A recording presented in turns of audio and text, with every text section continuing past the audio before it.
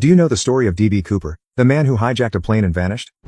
On November 24, 1971, a man in a suit and tie boarded a plane in Portland, Oregon, bound for Seattle.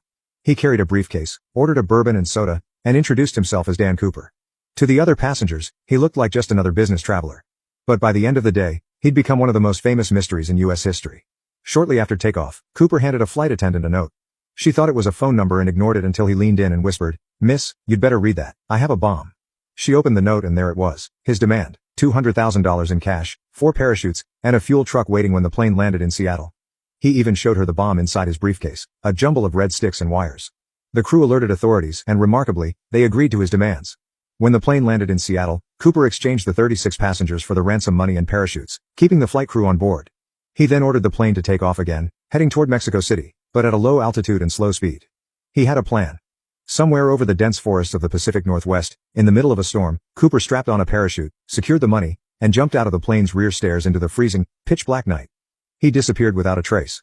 The FBI launched one of the most extensive manhunts in history. They searched the forests, interviewed hundreds of suspects, and even tracked the serial numbers on the ransom money. But Cooper was gone. Years later, a boy digging near the Columbia River found $5,800 of the ransom, the only physical clue ever recovered. The rest? Missing. Was Cooper a skilled skydiver who pulled off the perfect heist and lived out his days in hiding? Or did he misjudge the jump and meet his end in the rugged wilderness? No one knows. The case remains the only unsolved hijacking in U.S. history.